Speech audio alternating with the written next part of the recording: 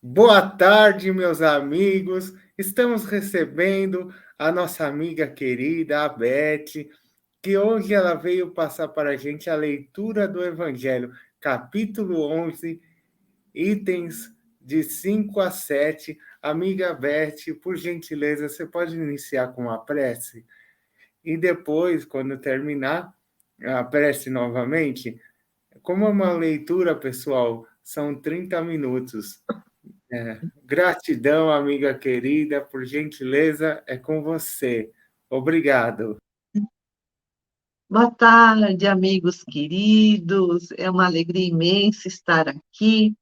Então, elevemos o pensamento ao mais alto, agradecendo essa oportunidade de aprendizado, essa oportunidade de estarmos aqui junto aos nossos mentores e que possamos ser inspirados, que assim seja. O tema de hoje é muito interessante, como o Rodrigo falou, né? É o capítulo 11 do Evangelho segundo o Espiritismo, amar o próximo como a si mesmo, e os itens 5 a 7, dai a César o que é de César. Então, essa frase, assim, é um ícone, né? Jesus havia pernoitado alguns dias lá em Betânia, e ele estava a caminho de Jerusalém. Então, naquele tempo, né, o percurso de uma cidade a outra a pé levava muito tempo.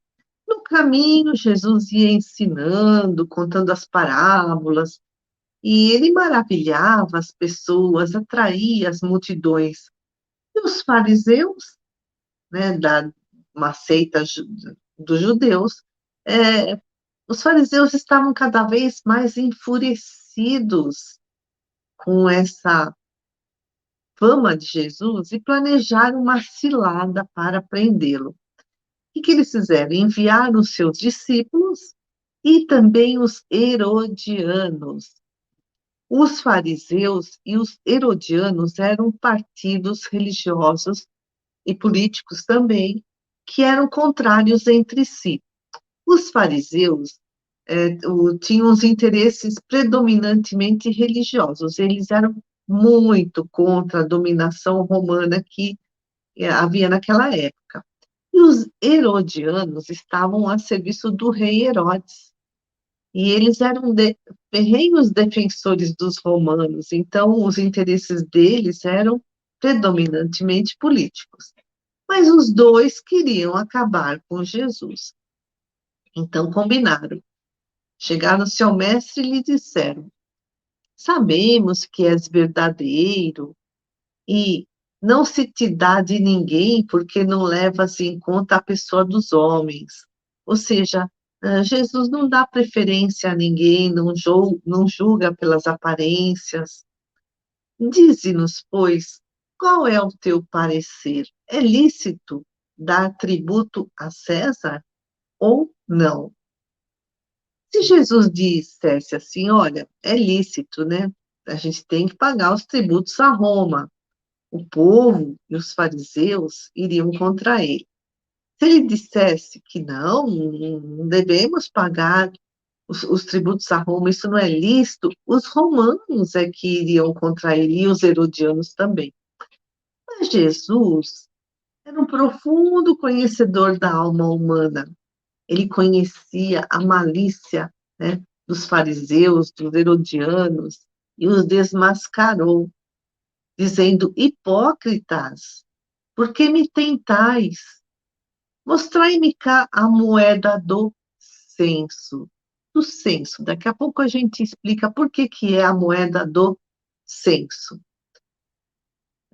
Aí apresentaram a moeda para ele, né? E Jesus pergunta: de quem é esta imagem e inscrição? E eles responderam: de César. Então Jesus, no alto da sua sabedoria, responde: pois dai a César o que é de César, e a Deus o que é de Deus. E quando eles ouviram essa resposta de Jesus, eles ficaram tão admirados que eles se retiraram. Essa passagem está em dois evangelistas. Em Mateus, no capítulo 22, versículos 15 a 22, e em Marcos, no capítulo 12, versículos 13 a 17. Então, César, né? Dai a César. César era o título de todos os imperadores romanos. Na época de Jesus, o imperador era o Tibério, que reinou do ano 14 depois de Cristo ao ano 37 depois de Cristo. E a moeda que eles apresentaram a Jesus era o denário. Tem muitas passagens do Evangelho que falam sobre o denário. No denário, um lado da moeda tinha a cabeça do imperador, do César, Tibério, com a inscrição: Tibério César Augusto, filho do divino Augusto. E do outro lado da moeda tinha, né, cara e coroa, né? Tinha Tibério sentado no trono, coroado, com as suas vestes sacerdotais e a inscrição sumo sacerdote. E os romanos cobravam impostos de todas as colônias e territórios que eles ocupavam. Esses impostos é que sustentavam parte da riqueza de Roma, dos seus exércitos, do Senado, do luxo do imperador. E a questão de pagamento dos impostos da Judéia era um barril de pólvora. Já havia ocorrido duas rebeliões lideradas por um rebelde chamado Judas Galileu. Não é o Judas Iscariotes. Judas era um nome comum, né, na época, então era o Judas Galileu. Essas duas rebeliões lá em Jerusalém aconteceram no ano 6 e 7 depois de Cristo. E o famoso historiador Flávio Josefo escreveu dois livros, A Guerra dos Judeus e Antiguidades Judaicas, já, né, nos primeiros séculos. E ele conta que no ano 6 depois de Cristo, o Judas Galileu e seu grupo de rebeldes atacou os romanos e roubou parte do dinheiro dos impostos. Tipo Robin Hood, né? E no ano seguinte, também houve uma rebelião. E o que fez então Roma? Uma reforma fiscal. Eles cobrariam ainda mais impostos por cada judeu adulto. Cada homem judeu adulto deveria pagar os impostos. Mulheres e crianças, não.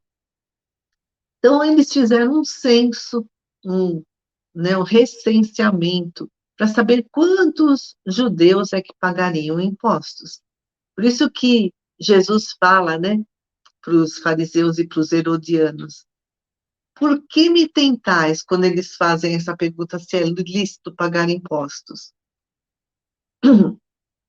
Aí Jesus fala: mostrai-me cá a moeda do censo, porque, né, era esse levantamento de quantos judeus adultos tinha na época e cada um deles tinha que pagar o seu imposto.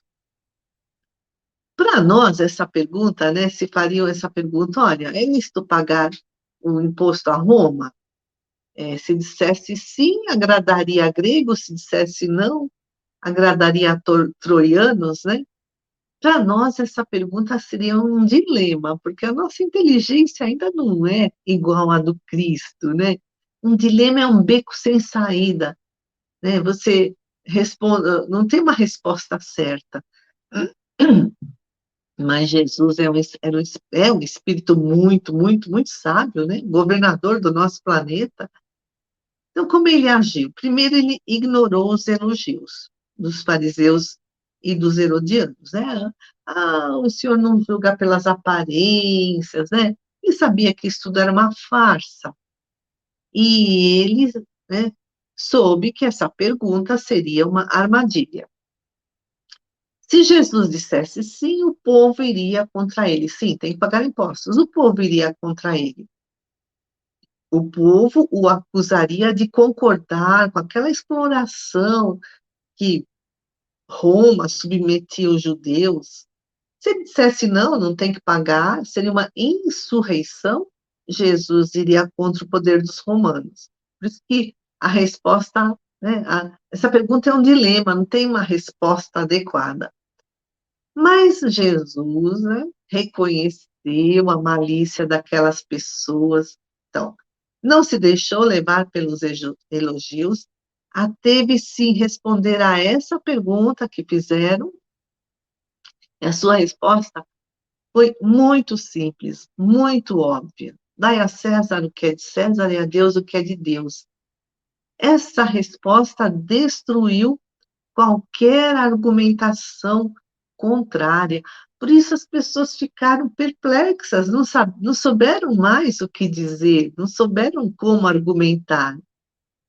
Então, Jesus não aconselhou a não pagar os impostos, ele não incitava a sonegação de impostos, mas ele aconselhou a dar valor a Deus.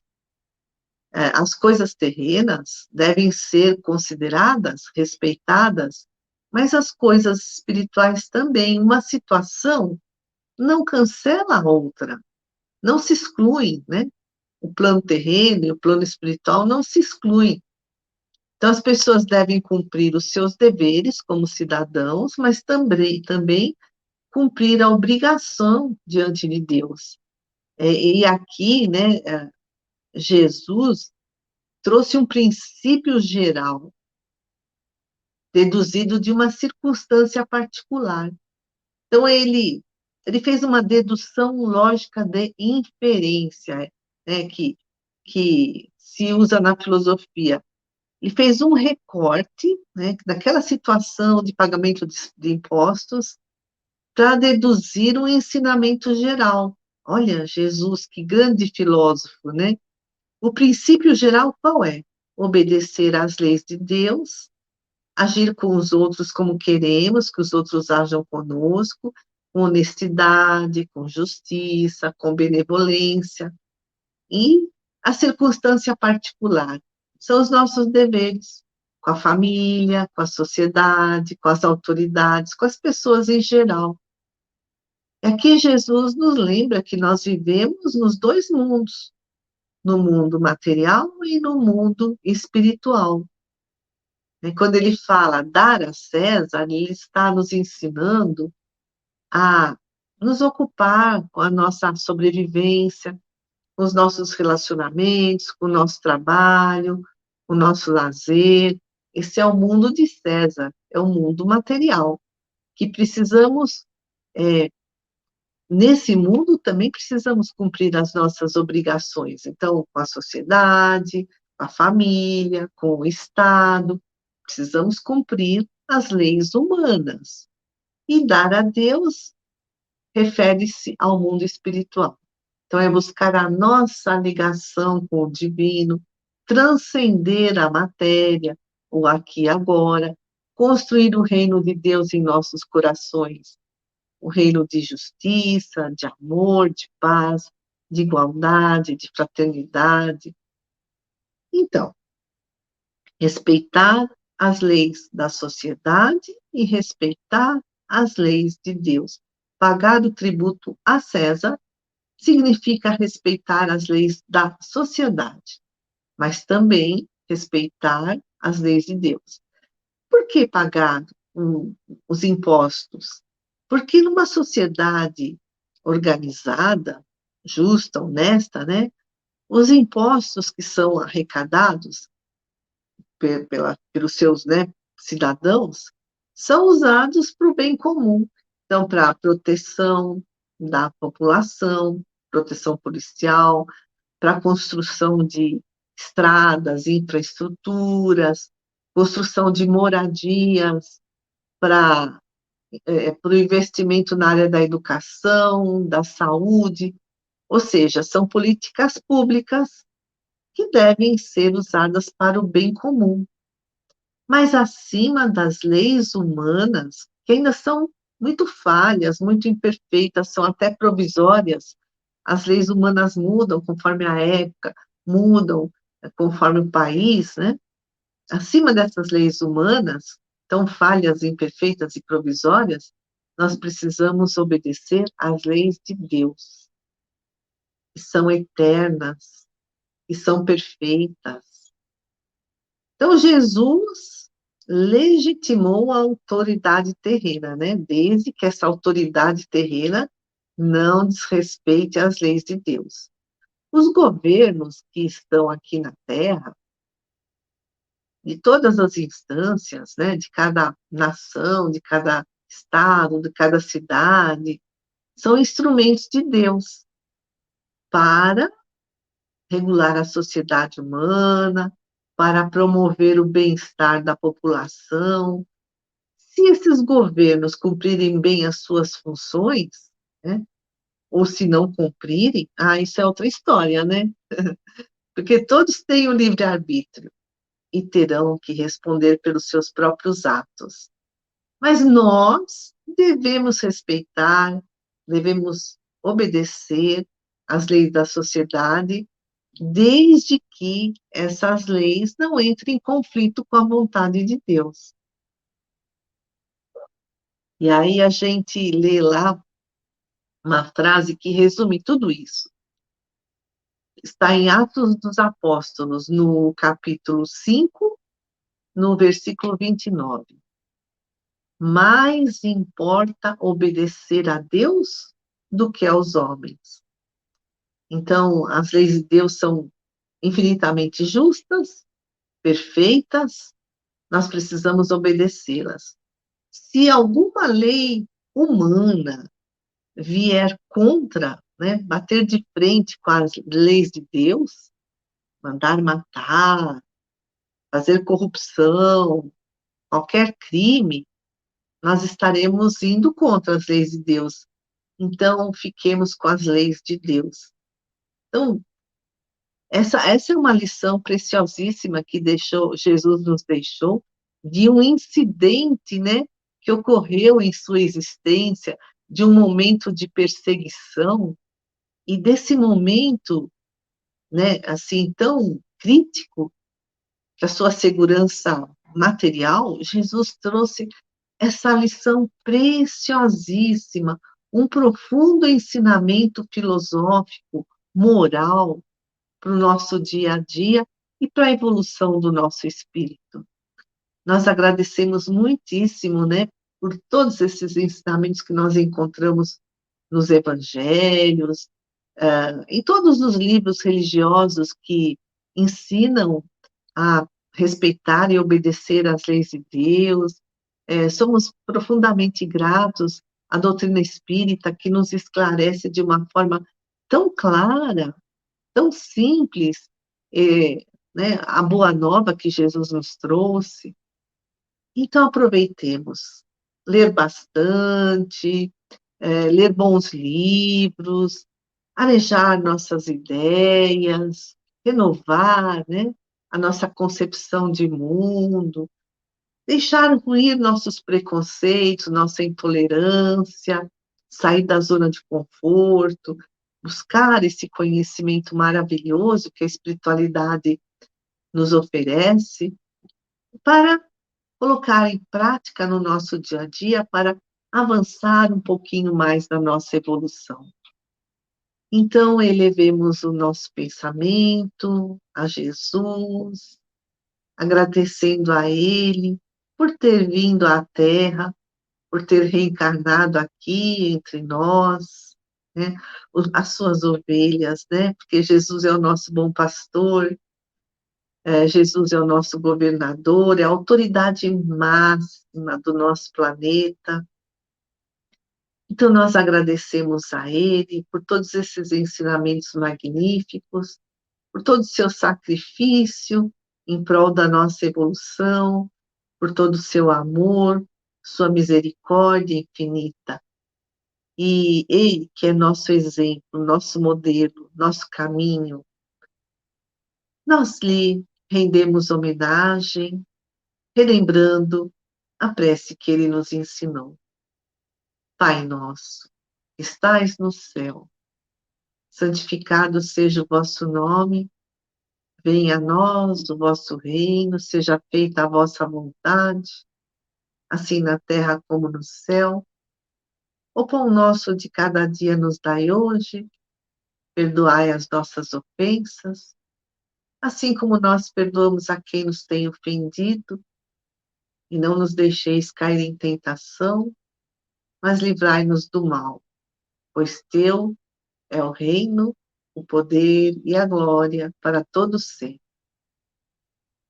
Amigos queridos, que Jesus nos abençoe sempre, que a paz do Mestre nos acompanhe em cada dia. Agasalhemos essa paz em nossos corações para distribuí-las em nossos relacionamentos, por onde estivermos. Muito obrigada.